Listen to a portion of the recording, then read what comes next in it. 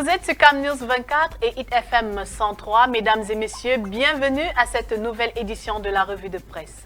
Dans cette revue, Ghislain Kougan va porter à notre connaissance les événements récents qui nécessitent notre attention. Ghislain. Le hebdomadaire dit Diallo à la une, UNDP, le comité central de toutes les attentes. Les assises convoquées par le président national Bello Bouba Maïgari sont prévues ce 28 juin 2025. Elles devront officialiser la position de cette formation politique proche du pouvoir relativement à la prochaine élection présidentielle. D'importantes décisions sont attendues, nous dit le hebdomadaire dit Diallo à la page 2 de ce numéro. Hydrocarbures, une raffinerie de 30 000 barils par jour en gestation à Kribi, page 7. Démission au PCRN, le chargé de mission de Cabral-Libye claque la porte, le pourquoi est à lire à la page 4 du hebdomadaire Diallo. Sous-traitance, une loi pour garantir les contrats aux PME camerounaises, page 6 de Diallo. Challenge Hebdo à la une, Issa Tiroma, les dessous d'une démission programmée. Le président du FSNC pourrait dévoiler son agenda politique dans les prochains jours. Sa probable candidature à la prochaine élection présidentielle n'est pas à exclure. D'autres scénarios de conquête du pouvoir sont sur la table, nous dit Challenge Hebdo. Made in Cameroun, un festival international pour célébrer le poivre de Njombe.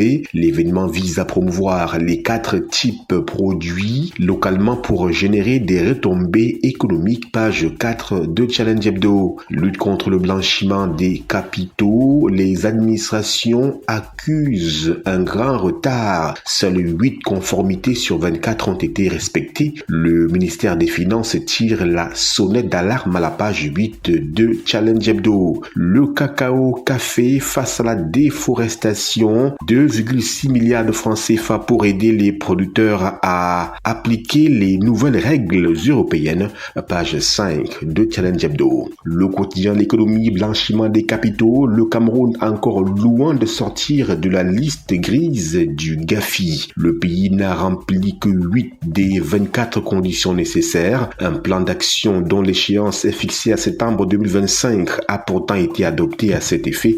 Page 3 pour en savoir davantage. Cacao, café, comment le Cameroun compte s'arrimer aux normes de l'Union européenne contre la déforestation. Page 4 pour plus de précision. Le quotidien Émergence, rupture, le cas Bello Bouba Maïgari. Les implications politiques d'un départ annoncé sont à lire à la page 5 du quotidien Émergence. Herbia, 5 ministres démissionnaires depuis 1982, Titis Edzoa, Garga Manadji, Maurice Kamto et Issa Tiroma ont quitté le gouvernement, marquant des tournants politiques sous le long règne de Paul Biya, page 4 du quotidien Émergence. Assurance maritime, Kribi accueille un colloque international. Route Eboloa, Ambam, 15 milliards de francs CFA pour les travaux confortatifs. Mutation à la une, expulsion des États-Unis en trombe et en large. Des Camerounais en porte-à-faux avec la loi américaine sont bel et bien dans le viseur. Les explications de l'ambassadeur des États-Unis au Cameroun, Christopher John Lamoura, sur la nouvelle politique migratoire voulue par le président Donald Trump, page 7.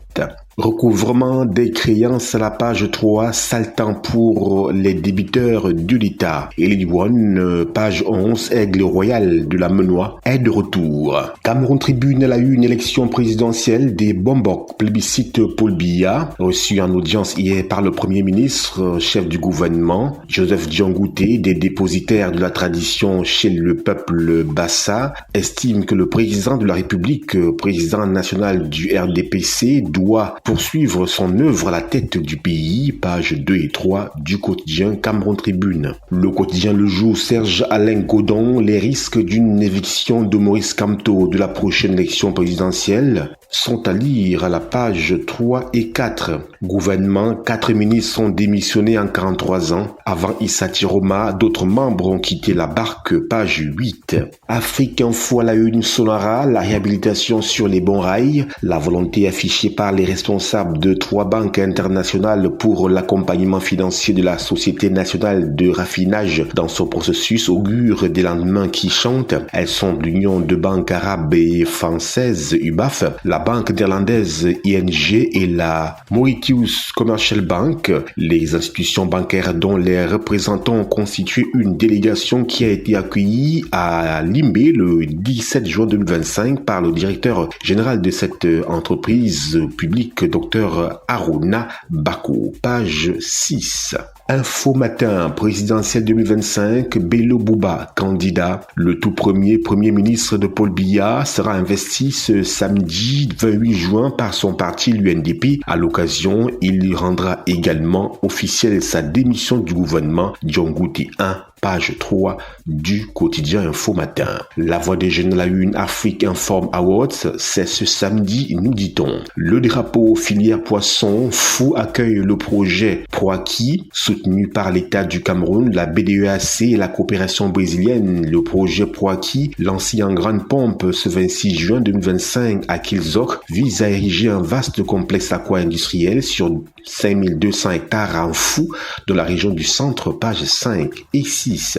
La météo à la une, eau potable, les assurances de Kamwata aux associations de consommateurs. Réalité plus quotidien exclusif, les remplaçants des ministres Dodo Doke, Issa Tiroma, Madame Ananga Messina, Adoum Gargoum et Ali Mayatou tombent ces jours-ci. Yaoundé, le commissaire divisionnaire Dr Patrice Samet dédicace son ouvrage de 464 pages, nous dit le quotidien Réalité plus.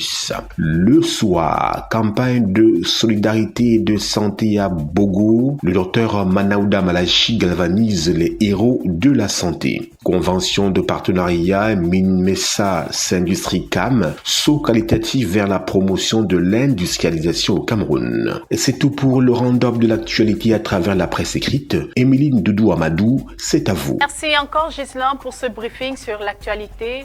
Et nous espérons que vous qui nous regardiez depuis la maison avez été suffisamment informés sur ces événements. Restez connectés sur Cam News 24 et ITFM 103 et surtout restez en compagnie de nos programmes. Au revoir.